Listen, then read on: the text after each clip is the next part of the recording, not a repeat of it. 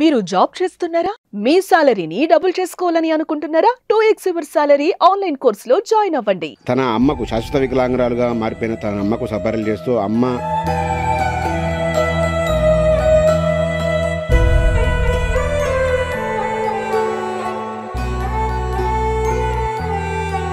ఒక నేనే నా బిడ్డ చేయాల్సింది, నా బిడ్డ నాకు చేస్తుంది.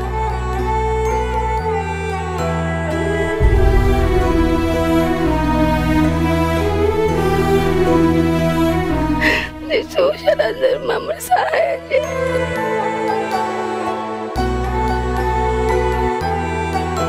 ఇలా చూసి మాకు బాధ అనిపిస్తుంది, బాగా అనిపిస్తుంది. పాప వదిలిపెట్టినాడు కదా, కొద్దిగా మీరు అరుచుకోండి.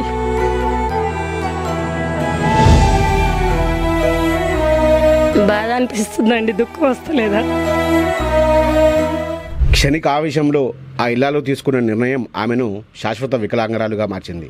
కట్టుకున్నవాడు విడిచిపెట్టి వెళ్ళిపోగా స్కూల్లో అమ్మ చేతి గోరుముద్దలు తింటూ స్కూల్లో హ్యాపీగా గడపాల్సిన చిన్నారి పాప తానే తన అమ్మకు అమ్మగా వ్యవహరిస్తూ ఆమె ఆలన పాలన తీసుకుంటుంది. కన్నీరు పెట్టిస్తున్న ఈ ఘటన సూర్యాపేట జిల్లాలో చోటు చేసుకుంది.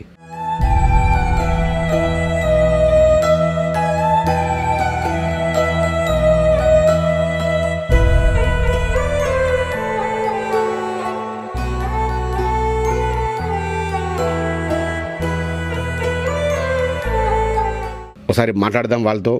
వాళ్ళ పరిస్థితి ఎందుకు వచ్చింది, ఆ పాప ఇంత చిన్న వయసులోనే అమ్మలా మారి తన అమ్మకే సపర్యలు చేసుకుంటున్న వైనాన్ని వారి మాటల్లోనే తెలుసుకుందాం.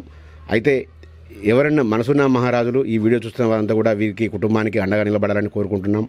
వీరికి ఈ పాప చదువుకోవాలని ఎంతో ఇష్టంగా, చదువంటే ఇష్టమని చెప్తా ఉంది. కానీ తన అమ్మ కోసం తన ఇష్టాన్ని కూడా వదులుకొని అమ్మకు సపర్యలు చేస్తూ తానే అమ్మగా మారిన వైనాన్ని అయితే ఈరోజు మీ ముందుకు తీసుకోబోతున్నాం. ప్రస్తుతం మనతో వారితో ఉన్నాం, వారితో మాట్లాడే ప్రయత్నం చేద్దాం. పదండి.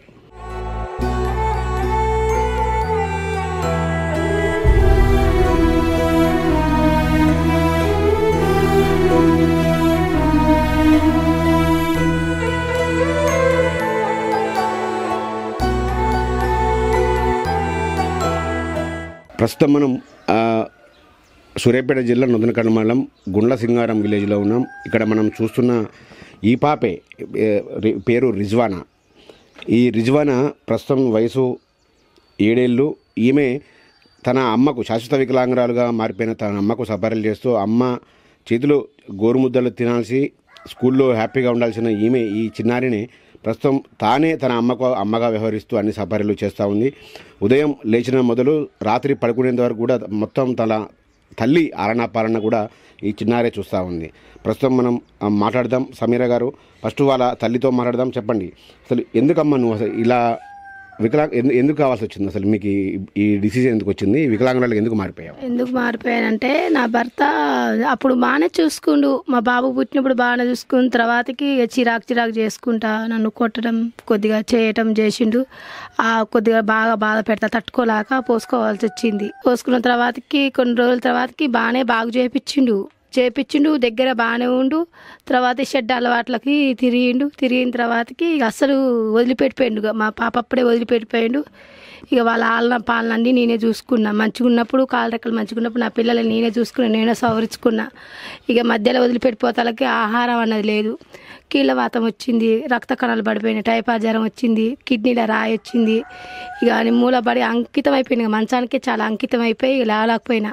ఇక నా బిడ్డే నాకు అన్నం తినిపించుడు, తానం చేపించుడు అన్నీ నా బిడ్డే. ఇక నేనే నా బిడ్డ చేయాల్సింది, నా బిడ్డ నాకు చేస్తుంది పని. వాళ్ళకి పెట్టాల్సింది ఇక్కడ నా బిడ్డ నాకు ఇక్కడ పెడుతున్నాను. చూసారందరూ మమ్మల్ని సహాయం చేయండి.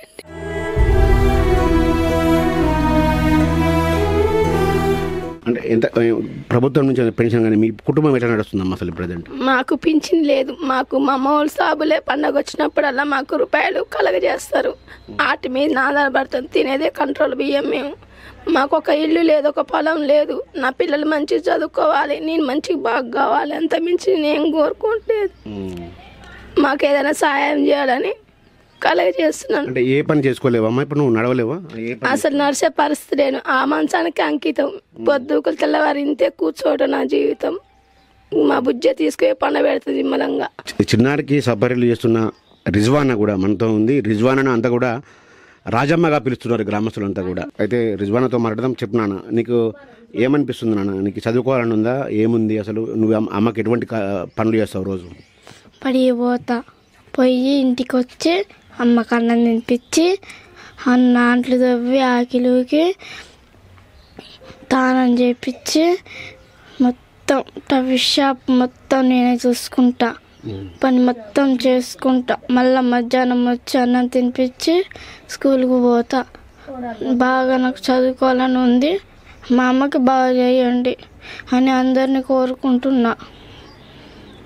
అమ్మకు అంటే అన్నం తినిపించి వంట కూడా నువ్వే చేస్తావా తల్లి? వంట అన్నీ నేనే చేస్తా, మొత్తం ఆయన మొత్తం నేనే చేస్తా. ఎట్లా నేర్చుకున్నావు నాన్న వంటలు నువ్వు? మమ్మీ నేర్పుతా ఉంటే నేర్చుకున్నా. పడుకొని మంచంలో ఉండి చెప్తా ఉంటే నువ్వు నేర్చుకున్నావా? మమ్మీని లేపలేస్తున్నావాను బెడ్ నుంచి? ఒకసారి ఇబ్బంది కదా? ఒక్కోసారి ఇబ్బంది వస్తుంది కానీ తల్లి కాబట్టి లేపాలి. ఏమంటారు నాన్న మీ స్కూల్లో టీచర్లు నువ్వు స్కూల్కి రాకపోతే? ఏమన్నారు, మమ్మీకి ఎప్పుడైనా చేసుకొని బడికి రా అంటారు. మధ్యాహ్నం అన్నం తీసుకుపోయి మమ్మీకి పెట్టి రారి అంటాడు అంటది టీచర్. ఇంకా ఇప్పుడు మమ్మీతో మామూలుగా నీకు ఇంకెట్లా ఉంటావు నాన్న మమ్మీతోని? మంచిగానే ఉంటా మమ్మీతోటి. ఇప్పుడు ఏం కావాలి మీకు?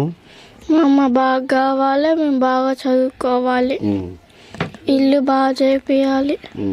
ఈ మూడే నాకు కావాల్సింది. చదువు అంటే ఇష్టమా నీకు? చాలా ఇష్టం.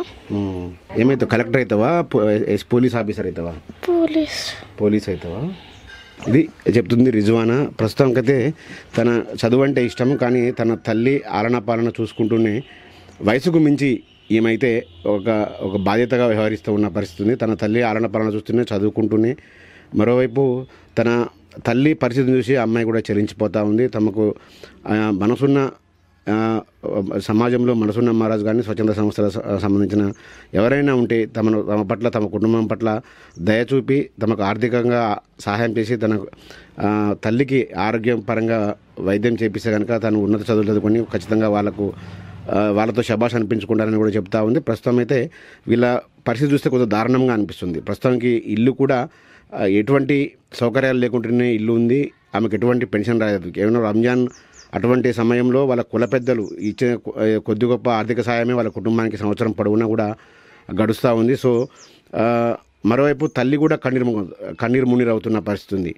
తన చేతితో తన ముద్దలు తినాల్సిన తన పిల్లలే తనకు గోరుముద్దలు తినిపిస్తూ విషయాన్ని మాత్రం ఆమె ఇంకా తట్టుకోలేకపోతా ఉంది. తను చేయాల్సిన పని తన పిల్లలు తనకు చేస్తున్నారంటూ కూడా కన్నీరు మున్నీరు అవుతున్న పరిస్థితి ఉంది.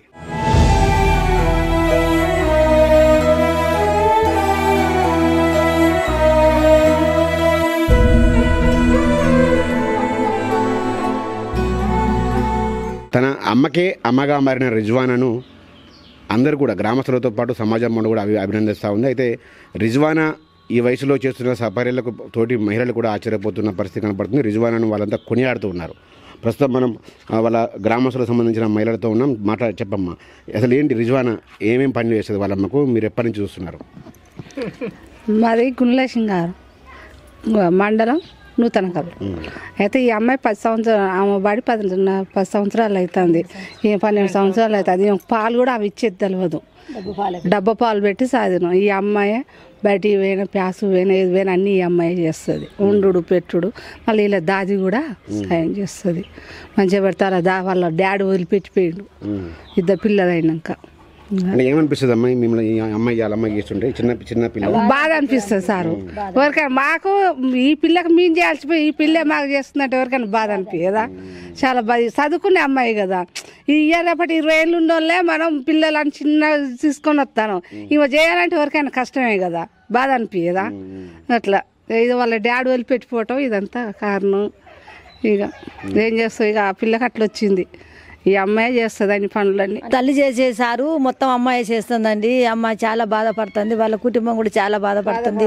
వాళ్ళ గురించి ఏం బాధ లేదు, ఇంట్లో ఏం లేదు, వాళ్ళకి ఏం లేదు సారు. వాళ్ళు చాలా బాధపడతారు. వాళ్ళ తండ్రి వదిలిపెట్టిపోయిండు, తల్లి అడ్డం పడిపోయింది, వాళ్ళకి పెట్టేటోళ్ళు లేరు, వండి పెట్టేటోళ్ళు లేరు, ఇల్లు లేదు, ఇల్లు గుర్తుంది, ఆ ఇల్లు అంత అర్థంది, ఏం లేదు సారు. వాళ్ళకు వాళ్ళ ఆఖరి వాళ్ళ ఇల్లు వాళ్ళ చక్కదనం చూస్తే సారు. మా అమ్మాయి చూస్తే మాకు చాలా బాధ అనిపిస్తుంది. వాళ్ళు ఏడుతుంటే మేము కూడా ఏడుతున్నాం ఒకసారి. ఇన్న వాళ్ళకి చాలా బాధపడతారు సార్. వాళ్ళ గురించి మీరు చాలా ఆదుకోవాలి, మీరు అంతా ఆదుకోవాలి. మీరు మీ గురించి వాళ్ళ గురించి మీరు పట్టించుకోవాలి సారు. ఇన్నవా అన్ని మీరు సాయం చేయాలి, మీది దయ. ఎప్పుడైనా మీరు అమ్మాయికి సహకారం చేస్తారా? చేస్తాం సార్, మేము కూడా చూసుకుంటాం సార్. వస్తూనే ఉంటాం, మాట్లాడుతూనే ఉంటాం, పోతూనే ఉంటాం, ఇటు రాని పిలుస్తూనే ఉంటాం, మేము వచ్చి మందులు ఇచ్చిపోతూనే ఉంటాం. మా రంజాన్ పండుగ వస్తే సార్ ఇదో అదే మేము చూసుకుంటాం. మా అమ్మ నుంచి వచ్చి ఇదో అదో ఇచ్చిపోతూనే ఉంటారు. ఇక వాళ్ళ దొరతను అట్ట కాలం కడుతుంది సార్. వీళ్ళని చూస్తే మాకు బాధ అనిపిస్తుంది, బాగా అనిపిస్తుంది. పాప వదిలిపెట్టినాడు కదా. కొద్దిగా మీరు అడుచుకోండి, చేయండి, దగ్గర తీసి అమ్ముకుంటైనా అన్ని కొద్దిగా సౌలతుగా చేయండి. ఆ పాప బాధ చూడలేక మేము ఇదవుతాం. అది ఆమె లేచేటట్టు కొద్దిగా ఇల్లు సర్గా చేయండి. ఆమె లేస్తే ఆమె వండుకుంటుంది, ఆ పాప బడికన్నా పోతుంది, ఎక్కడన్నా చేయిస్తారు.